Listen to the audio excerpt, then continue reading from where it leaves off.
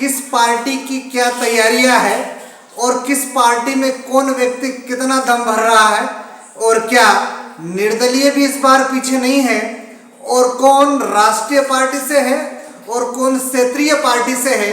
इन पार्टियों का अब तो समीकरण ये हो रहा है कि जो दमदार व्यक्तित्व है उनको यदि किसी राष्ट्रीय पार्टी से टिकट नहीं मिलता है या अपेक्षाएं कम हो रही है या वे अपने आप को सुदृढ़ मानते हैं और जीतने वाला प्रत्याशी मानते हैं, ऐसे प्रत्याशी भी है बड़वानी जिले में जो राष्ट्रीय पार्टी का उनको यदि टिकट नहीं मिलता है तो वो निर्दलीय के रूप में भी चुनाव लड़ सकते हैं। जी हाँ, ये बहुत बड़ी बात आज हम आपसे करने के लिए मैं आया हूँ।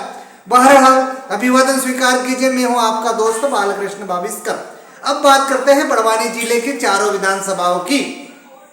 सबसे पहले बात कर लेते हैं बड़वानी जिले के विधानसभा बड़वानी की, क्योंकि जिला मुख्यालय विधानसभा बड़वानी है और बड़वानी विधानसभा में विशेष करके यदि मैं बात करूं तो वो बात करता हूं भारत की सबसे पुरानी पार्टी कांग्रेस की। और कांग्रेस में कितने दावेदार हैं और कितने लोगों के नाम हाईकमान तक जा रहे हैं, पीसीसी अध्यक्ष कमलनाथ तक पहुंच रहे हैं, इस बात के कुछ विश्वसनीय सूत्रों के अनुसार मुझे कुछ डॉक्यूमेंट मिले हैं, कुछ पत्र मिले हैं और उसके आधार पर मैं आप लोगों से बात करने के लिए आया हूं। चूंकि बड़वानी विधानसभा एक जिला मुख्यालय है और जिला मुख्यालय में कांग्रेस की जो स्थिति है निश्चित ही एक विचारणीय है, एक सोचनीय है, क्योंकि कांग्रेस में यदि कोई दमदार प्रत्याशी वहां पर यदि दृष्टिगत होता है तो उन दमदार प्रत्याशियों में 7 लोगों की सूची, जी हाँ 7 लोगों की सूची जा चुकी है पीसीसी अध्यक्ष यानी कि पूर्व मुख्यमंत्री मध्य प्रदेश सम्मान्य कमलनाथ जी के पास। और कमलनाथ जी के पास जिन 7 लोगों की सूची गई है वो 7 लोगों की सूची मेरे पास में हार्ड कॉपी के रूप में उपलब्ध है। मैं उन 7 लोगों का नाम यहाँ पर जगजाहिर नहीं करूंगा, उसका खुलासा नहीं करने वाला हूं, लेकिन उन 7 लोगों में जो नाम है उसमें यदि किसी का दमदार व्यक्ति की बात करूं या उसकी ओर इशारा करूं तो वह है एक पूर्व कृषि विस्तार अधिकारी बड़वानी। और पूर्व कृषि विस्तार अधिकारी का जो बायोडाटा है उन 6 जो बायोडाटा उनकी तुलना में जो कुल 7 बायोडाटा है यानी कि 6 बायोडाटा ऐसे हैं जिनसे इनका जो बायोडाटा है वो दमदार दृष्टिगत हो रहा है। मेरे आकलन के अनुसार व्यक्तिगत आकलन है, इसमें किसी को कोई यदि बात रखना है तो वो मुखनायक के सामने आकर रख सकता है, लेकिन जो 7 कांग्रेसी प्रत्याशी हैं उन कांग्रेसी प्रत्याशी में एक जो प्रत्याशी है जो दमदार परिस्थिति में है, सामाजिक रूप से, आर्थिक रूप से और वहां के पारिवारिक रूप से, विशेष करके किसानों से यदि सीधा जुड़ा कोई व्यक्तित्व है तो वह है वो कृषि विस्तार अधिकारी। तो अब कृषि विस्तार अधिकारी कौन है जल्द ही इसका खुलासा होगा। इसलिए बड़वानी विधानसभा में कांग्रेस की ओर से जो दमदार चेहरे हैं उनका व्यक्तिगत रूप से ब्यौरा में अगले वीडियो में आप लोगों को बताऊंगा। तब तक आप चिंतन कीजिए, मंथन कीजिए, आखिर वो कौन हो सकता है जो कांग्रेस की ओर से ये दमदार बातें रखता है।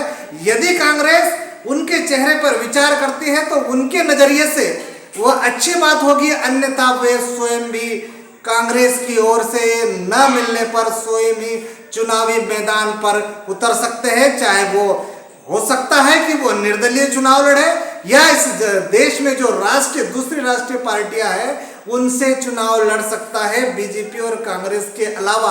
अब आपको आकलन करना है कि वो राष्ट्रीय पार्टी आखिर कौन है और वो व्यक्ति कौन है जो चुनाव लड़ सकता है। ये प्रश्नवाचक चिन्ह में बड़वानी विधानसभा के संदर्भ में छोड़कर आप लोगों के बीच में जा रहा हूं। अब बात करते हैं राजपुर विधानसभा में। राजपुर विधानसभा में आज मैं केवल कांग्रेस की बात करने के लिए आप लोगों के बीच में आया। तो राजपुर विधानसभा में जो दमदार नेता है वो जगजाहिर है, आप उनको नाम अच्छी तरह से जानते हैं। मैंने आज बात की है कि मैं किसी व्यक्ति या किसी व्यक्ति विशेष की बात करने के लिए नहीं आया हूं, मैं पार्टी विशेष में कौन क्या चेहरे उसके संदर्भ में आप लोगों से चर्चा करने के लिए आया हूं। तो राजपुर विधानसभा में जो दमदार नेता है या ऐसा व्यक्ति जो राजपुर से भी चुनाव जीत सकता था पांसेमल विधानसभा से भी चुनाव जीत चुके हैं और अभी क्या स्थिति में, वर्तमान स्थिति में वो राजपुर से भी चुनाव जीत सकता है। और वे अपने आप को कहते हैं कि वे निमाड़ मालवा के टिकट वितरण समिति के सदस्य या ऐसे व्यक्ति हो सकते हैं जो किसी का टिकट किसका निश्चित होगा किसका अनिश्चित होगा इसका दम वो भरते हैं। मैं किसके संदर्भ में चर्चा कर रहा हूं वो विषय आप पर छोड़ता हूं, इस पर भी प्रश्नवाचक चिन्ह छोड़ूंगा। हालांकि राजपुर विधानसभा पिछले 2018 की विधानसभा के संदर्भ में चर्चा करूं तो राजपुर विधानसभा कुछ ही मतों से भारतीय जनता पार्टी के हाथ से निकल गई। अब उन्होंने क्या परिवर्तन किया है और किस प्रकार से उन्होंने राजपुर विधानसभा में वह कसावट या जमीनी स्तर पर लोगों के बीच में जाकर क्या ऐसा काम किया है वो तो समय ही बताएगा। अब बात करते हैं सेंधवा विधानसभा की।